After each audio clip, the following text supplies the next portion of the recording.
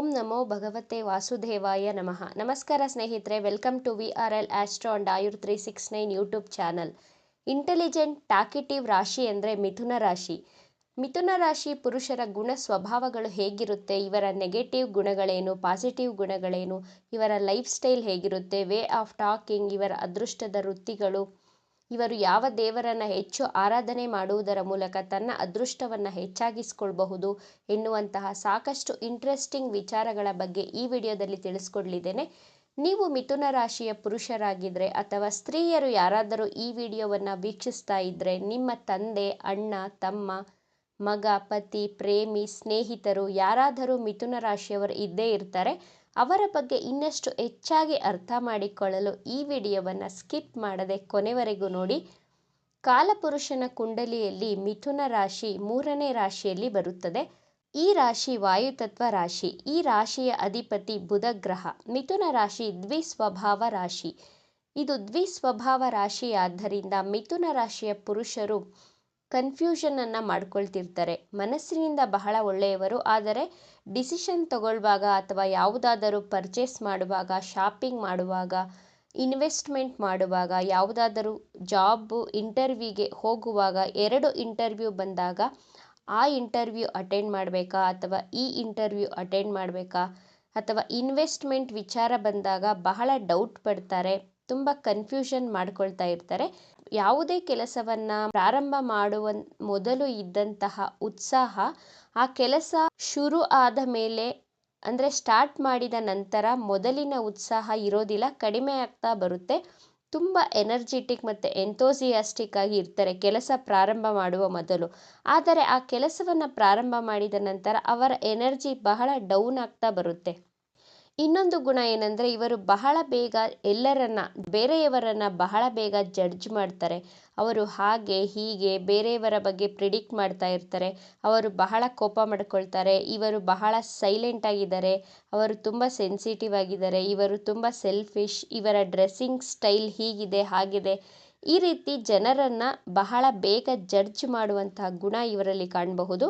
ಆದರೆ ಕೆಲವೊಂದು ಬಾರಿ ಇವರು ಆ ವ್ಯಕ್ತಿಗಳ ಬಗ್ಗೆ ಮಾಡಿದಂತಹ ಜಡ್ಜ್ಮೆಂಟ್ಗಳು ರಾಂಗ್ ಆಗುವಂತಹ ಸಂಭವವೂ ಇರುತ್ತದೆ. ಮಿಥುನ ರಾಶಿಯಲ್ಲಿ ಯಾವ ಗ್ರಹವು ಉಚ್ಚವಾಗೋದಿಲ್ಲ, ಯಾವ ಗ್ರಹವು ನೀಚ ಸ್ಥಾನಕ್ಕೂ ಬರೋದಿಲ್ಲ. ಆದರೆ ಈ ರಾಶಿಯ ಅಧಿಪತಿ ಬುಧ ಗ್ರಹ ಆದ್ದರಿಂದ ಮಿಥುನ ರಾಶಿಯ ಪುರುಷರು ಬಹಳ ಕಂಫರ್ಟ್ ಝೋನ್ನಲ್ಲೇ ಇರಲು ಇಷ್ಟಪಡ್ತಾರೆ. ಇವರು ಎಲ್ಲಿ ಹೋದರೂ ಎಲ್ಲವೂ ಕಂಫರ್ಟಬಲ್ ಆಗಿರಬೇಕು. ಹಾರ್ಡ್ ವರ್ಕ್ ಮಾಡಲು ಇಷ್ಟಪಡೋದಿಲ್ಲ, ತುಂಬ ಸ್ಮಾರ್ಟ್ ವರ್ಕ್ ಮಾಡಲು ಇಷ್ಟಪಡ್ತಾರೆ. ಎಲ್ಲವೂ ಇವರು ಅಂದುಕೊಂಡ ರೀತಿಯಲ್ಲೇ ಇರಬೇಕು. ಇವರ ಕಮ್ಯುನಿಕೇಷನ್ ಸ್ಕಿಲ್ ಎಕ್ಸಲೆಂಟ್ ಆಗಿದೆ ಅಂತ ಹೇಳಬಹುದು. ಇವರ ಮಾತಿನಿಂದ ಎಲ್ಲರನ್ನ ಅಟ್ರ್ಯಾಕ್ಟ್ ಮಾಡ್ತಾರೆ. ಇವರ ಕಣ್ಣು ಬಹಳ ಆಕರ್ಷಕವಾಗಿರುತ್ತದೆ, ಬಹಳ ಹ್ಯಾಂಡ್ಸಮ್ ಆಗಿರ್ತಾರೆ ಇವರು ನೋಡಲು. ಇವರ ಕಮ್ಯುನಿಕೇಷನ್ ಸ್ಕಿಲ್ಸ್ ಬಹಳ ಚೆನ್ನಾಗಿರುತ್ತದೆ. ಬಹಳ ಫಾಸ್ಟಾಗಿ ಮಾತನಾಡ್ತಾರೆ, ಬೇಗ ಬೇಗ ಮಾತನಾಡ್ತಾರೆ, ಎಲ್ಲ ಕೆಲಸಗಳನ್ನು ಆತುರವಾಗಿ ಮಾಡ್ತಾರೆ. ಮಿಥುನ ರಾಶಿಯವರ ವೇ ಆಫ್ ಟಾಕಿಂಗ್ ಎಕ್ಸಲೆಂಟ್ ಆಗಿರುತ್ತದೆ. ಜನರನ್ನು ಬಹಳ ಚೆನ್ನಾಗಿ ಕೌನ್ಸಿಲಿಂಗ್ ಮಾಡುವಂತಹ ಗುಣ ಇವರಲ್ಲಿ ಕಾಣಬಹುದು. ಎಲ್ಲರಿಗೂ ಒಳ್ಳೆ ಗೈಡೆನ್ಸನ್ನು ಕೊಡ್ತಾರೆ, ಸಜೆಷನನ್ನು ಕೊಡ್ತಾರೆ. ಮಿಥುನ ರಾಶಿಯ ಪುರುಷರು ತನ್ನ 35ನೇ ವರ್ಷದ ನಂತರ, 35ನೇ ವಯಸ್ಸಿನ ನಂತರ ಸಾಮಾಜಿಕವಾಗಿ ಹೆಚ್ಚಾಗಿ ಬೆರೆಯುತ್ತಾ ಇರ್ತಾರೆ. ಬಾಲ್ಯದಲ್ಲಿ ಇವರ ನೇಚರ್ ಬೇರೆ ರೀತಿಯೇ ಇರುತ್ತದೆ. ಇವರು ಸ್ಪೋರ್ಟ್ಸ್ನಲ್ಲಿ, ಆಟದಲ್ಲಿ, ಕ್ರೀಡೆಗಳಲ್ಲಿ ಹೆಚ್ಚು ಆಸಕ್ತಿ ಇಟ್ಕೊಂಡಿರ್ತಾರೆ. 3ನೇ ಮನೆ ಎಂದರೆ ಸಾಹಸ, ಪರಾಕ್ರಮದ ಮನೆ ಅಂತ ಕರಿತೀವಿ ನಾವು. ಮಿಥುನ ರಾಶಿಯವರು ತುಂಬ ಎನರ್ಜೆಟಿಕ್ ಆಗಿರ್ತಾರೆ, ಎಂಥೋಸಿಯಾಸ್ಟಿಕ್ ಆಗಿರ್ತಾರೆ. ಮನೆಗಿಂತ ಹೊರಗಡೆ ಹಾಗೂ ಸ್ನೇಹಿತರ ಜೊತೆ ಕಾಲ ಕಳೆಯಲು ಹೆಚ್ಚು ಇಷ್ಟಪಡ್ತಾರೆ. ಇವರಿಗೆ ಆನ್ಲೈನ್, ಇಂಟರ್ನೆಟ್, ಮೊಬೈಲ್ ಇದೆಲ್ಲ ತುಂಬ ಅಟ್ರ್ಯಾಕ್ಟ್ ಮಾಡುತ್ತೆ. ತುಂಬ ಟೈಮನ್ನು ಸ್ಪೆಂಡ್ ಮಾಡ್ತಾರೆ, ಮೊಬೈಲ್ನಲ್ಲಿ ಹೆಚ್ಚು ಕಾಲ ಟೈಮನ್ನು ಸ್ಪೆಂಡ್ ಮಾಡ್ತಾ ಇರ್ತಾರೆ. ಮಿಥುನ ರಾಶಿಯವರಿಗೆ ಬಾಲ್ಯದಲ್ಲಿ ಹೆಚ್ಚು ಸ್ನೇಹಿತರನ್ನು ಇಟ್ಕೊಂಡಿರ್ತಾರೆ ಇವರು.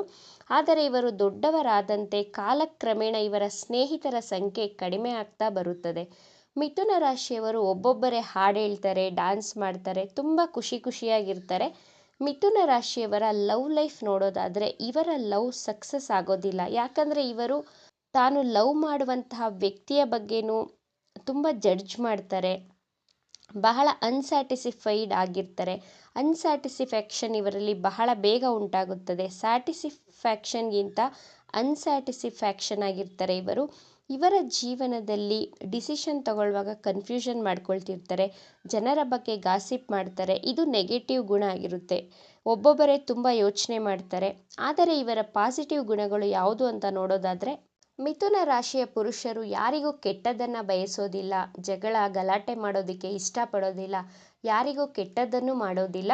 ಬೇಗ ಕೋಪ ಬರಲ್ಲ ಇವರಿಗೆ, ಬಹಳ ಅಗ್ರೆಷನ್ ಆಗಿ ಇರೋದಿಲ್ಲ ಇವರು. ಮಿಥುನ ರಾಶಿಯವರು ತುಂಬ ಬ್ಯುಸಿಯಾಗಿರ್ತಾರೆ, ಯಾವಾಗಲೂ ಖಾಲಿಯಾಗಿ ಕುತ್ಕೊಳ್ಳೋದಿಲ್ಲ. ಇವರ ತಲೆಯಲ್ಲಿ ಏನಾದರೂ ವಿಚಾರಗಳು, ಯೋಚನೆಗಳು, ಪ್ಲ್ಯಾನ್ಗಳು ಮಾಡ್ತಾನೆ ಇರ್ತಾರೆ ಇವರು ಪ್ರತಿಯೊಂದು ಕ್ಷೇತ್ರದ ಬಗ್ಗೆನೂ ತಿಳ್ಕೊಂಡಿರ್ತಾರೆ. ಆದರೆ ಡೀಪ್ ನಾಲೆಡ್ಜನ್ನು ತಿಳ್ಕೊಂಡಿರೋದಿಲ್ಲ. ಸ್ವಲ್ಪ ಸ್ವಲ್ಪ ಎಲ್ಲ ಕ್ಷೇತ್ರದ ಬಗ್ಗೆನೂ ತಿಳ್ಕೊಂಡಿರ್ತಾರೆ.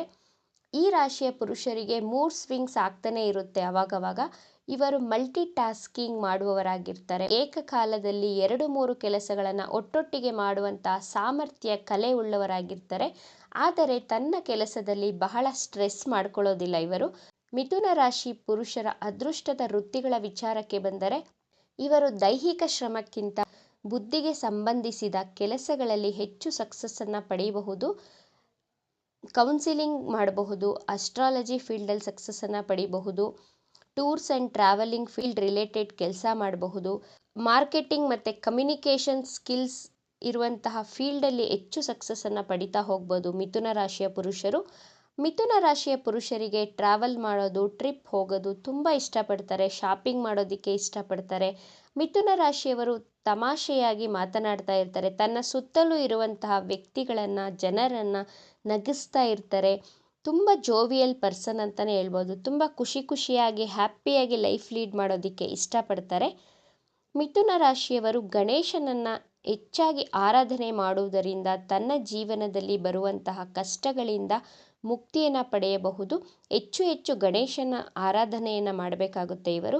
ಜೊತೆಗೆ ಪ್ರತಿನಿತ್ಯ ಬುಧ ಗ್ರಹದ ಬೀಜ ಮಂತ್ರವನ್ನು ಪಠಿಸುವುದರಿಂದ ತನ್ನ ಜೀವನದಲ್ಲಿ ಅದೃಷ್ಟವನ್ನು ಹೆಚ್ಚಾಗಿಸ್ಕೊಳ್ತಾ ಹೋಗಬಹುದು. ಮಂತ್ರ ಹೀಗಿದೆ: ಓಂ ಬ್ರಾಂ ಬ್ರೀಂ ಬ್ರೌಂ ಸಹ ಬುಧಾಯ ನಮಃ. ಈ ಬೀಜ ಮಂತ್ರವನ್ನು ಪ್ರತಿನಿತ್ಯ ಬೆಳಿಗ್ಗೆ ಸಂಜೆ 108 ಸಾರಿ ಪಠಿಸುತ್ತಾ ಬಂದರೆ ನಿಮ್ಮ ಅದೃಷ್ಟವನ್ನು ಹೆಚ್ಚಾಗಿಸ್ಕೊಳ್ತಾ ಹೋಗಬಹುದು. ನಿಮ್ಮ ಆರೋಗ್ಯ, ಫೈನಾನ್ಷಿಯಲಿ, ಪ್ರೊಫೆಷನಲಿ, ಹೆಲ್ದಿ ವೈಸ್ ಎಲ್ಲದರಲ್ಲೂ ನೀವು ಸಕ್ಸಸ್ಸನ್ನು ಪಡಿತಾ ಹೋಗ್ಬೋದು. ಇವಿಷ್ಟು ವಿಚಾರಗಳು ಮಿಥುನ ರಾಶಿ ಪುರುಷರ ರಹಸ್ಯಗಳಾಗಿತ್ತು. ಈ ವಿಡಿಯೋ ನಿಮಗೆ ಇಷ್ಟ ಆಗಿದೆ ಅಂತ ಭಾವಿಸ್ತೇನೆ. ಇಷ್ಟ ಆಗಿದ್ದರೆ ನಮ್ಮ ಚಾನಲನ್ನು ತಪ್ಪದೇ ಸಬ್ಸ್ಕ್ರೈಬ್ ಮಾಡ್ಕೊಳ್ಳಿ.